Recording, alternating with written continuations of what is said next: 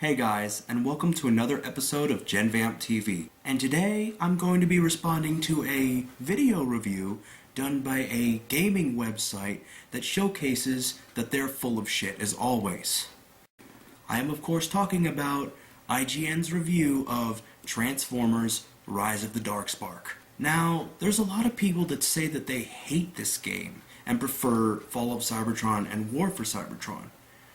Well, I'm going to explain why I think that Rise of the Darkspark is better than the previous two. Anywho, let's go. Oh, we know we're in for a treat when we see that logo.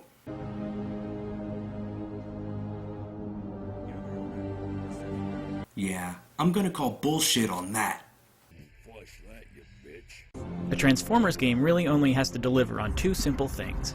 Make it fun to transform, and make it fun to destroy robots. Rise of the Darkspark is a dud on both of those fronts, and it throws in a confusing story to boot. Okay, granted, the story was crap. But what did you expect from a Transformers game? The plot serves nothing more than an excuse to have robots fight each other. The game serves as a prequel to Fall of Cybertron as well as a movie tie-in to Transformers: Age of Extinction. I kinda expected this game to suck in the story department, especially since the Bumblebee in this game looks just like the one from the live-action Transformers movies. To add insult to injury, he doesn't even talk. And then you have Drift, who is basically also from the Age of Extinction movie. He is a Japanese stereotype, when in the comics, he actually looks like a Gundam, and he's more temperamental. He isn't one who constantly blabbers about honor and giving up guns for swords. Come on, he uses guns in the game, and we hardly get to play as him much. Sure, the story may be crappy and confusing, but at least the gameplay's fun, and so are the upgrades. I'm sorry, but no. Stupid question. It's a simple storyline about the bad guys wanting to find the Darkspark, and the good guys trying to stop them. But the way the 14 missions randomly and unevenly alternate between Autobots and Decepticons makes no sense. In the middle of the Decepticons capturing the important relic, you jump to an Autobot mission. And after the halfway point, the Decepticons side of the story just stops being told. Like I established earlier, the story is a cluttered mess. Even worse, because these Transformers now use the Michael Bay movie style, where there's not much to distinguish good guys from bad guys outside of a tiny logo, it can be hard to tell which side you're on. Actually, dude, it's not that hard to distinguish your allies from your enemies. I'm sorry, but when your crosshair aims over an enemy, it turns red. I think we all know what that means. Where there's not much to distinguish good guys from bad guys outside of a tiny logo, it can be hard to tell which side you're on. Stupid! You're so stupid! Also, the characters from the cutscenes kinda tie into the gameplay, if you know what I'm saying. They even speak to each other in the gameplay. So, how is it hard to decipher them again? Plus, your allies don't even die. What's the problem here? Aside from the always game Peter Cullen reprising his role as Optimus Prime, there's few noteworthy performances from the rest of the cast. Megatron's fortress. Yeah, he always was modest. Okay, are you gonna nitpick the hell out of this game? Because it really seems like you are.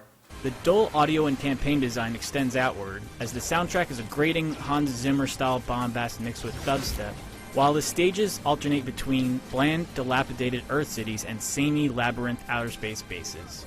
The few times Rise of the Darkspark dares to venture outside on other planets makes for memorable diversions, but those levels are rare exceptions. I hate it when I'm right. I really do. Okay, while those are some noticeable flaws, the thing you have to understand is graphics don't make a game. Gameplay does. I mean, come on now. A combination of the two can make for a good experience. I can look past those issues and still find it playable. A lot of games from the past weren't that well designed, and some of them were actually pretty damn fun to play. Starscream. I don't know what you're saying, buddy. Fuck you.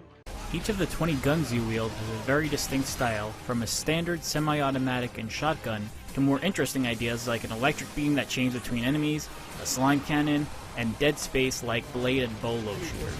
Okay, granted, those are some useful additions, but apparently some of those that you mentioned were already present in Fall of Cybertron. Another thing to note is that the riot cannon is better than any of them. Not to mention the thermo rocket cannon, and when you have those two guns upgraded to the max, whoo boy, you can kick major amounts of ass. Hail to the king, baby. However, the enemies you'll use them on aren't much fun to fight with.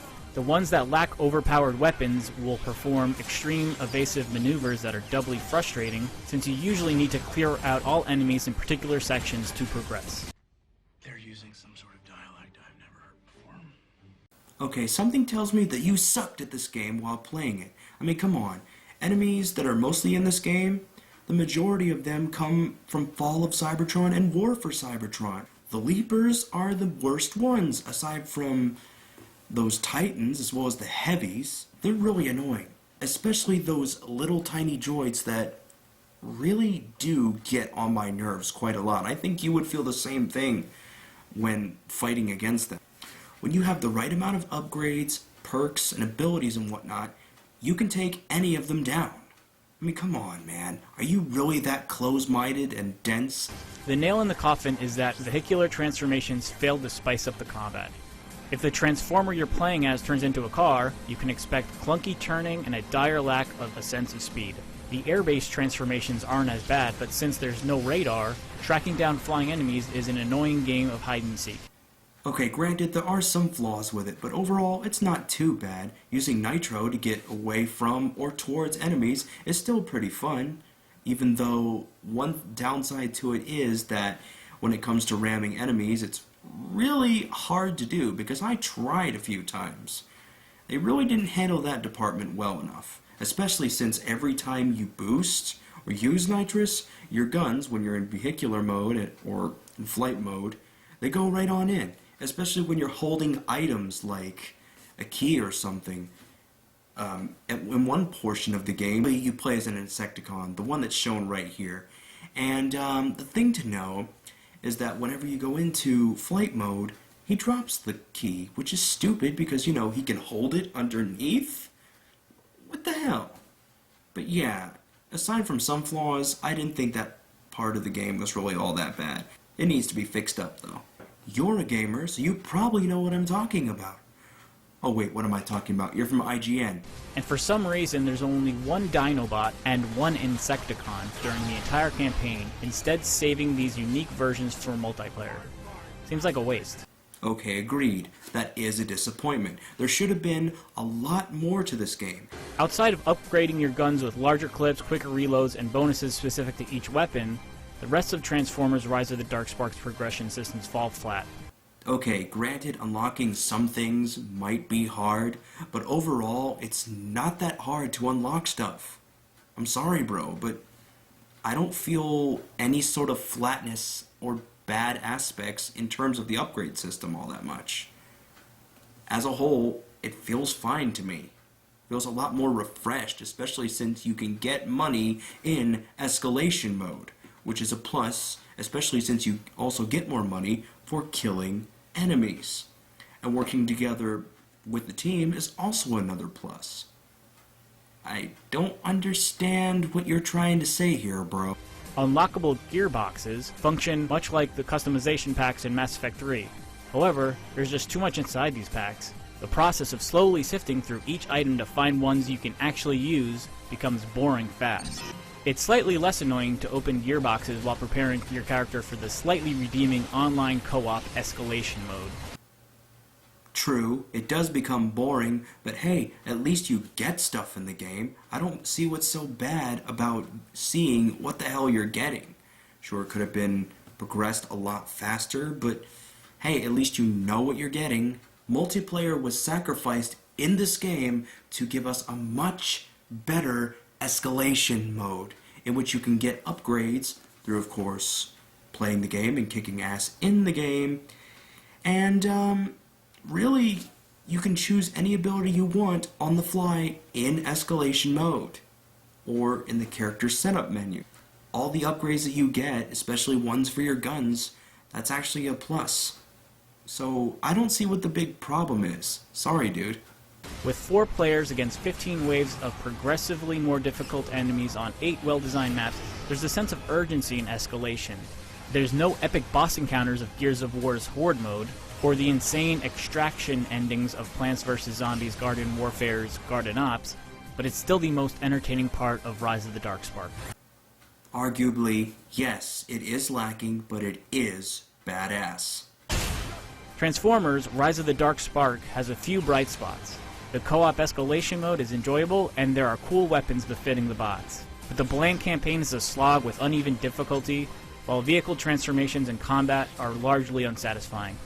Largely unsatisfying? Dude, I don't understand what the hell you're talking about in that regard, but come on. You get upgrades through kicking loads of ass, and you can upgrade your guns, abilities, perks, and all that other stuff in terms of upgrades and stats. I don't see what's so bad about that. And you can switch out your abilities on the fly, so I don't see what's so bad about kicking loads of ass and working hard to get them. Even if they do take long to actually showcase each upgrade when you look at your gearbox upgrades that you get, I don't see what's so bad about it. It's quite fun, even with friends. I made some friends, and hell, they would agree with me. I've gotten some people used to playing this game. But anywho, it's just your opinion. You're about as reliable for information as Fox News. Anywho, guys, thanks for watching. I hope that you enjoyed. And as always, like, share, and have a nice day. Sunshine, she's here, you can take a break. Hot air balloon, I could go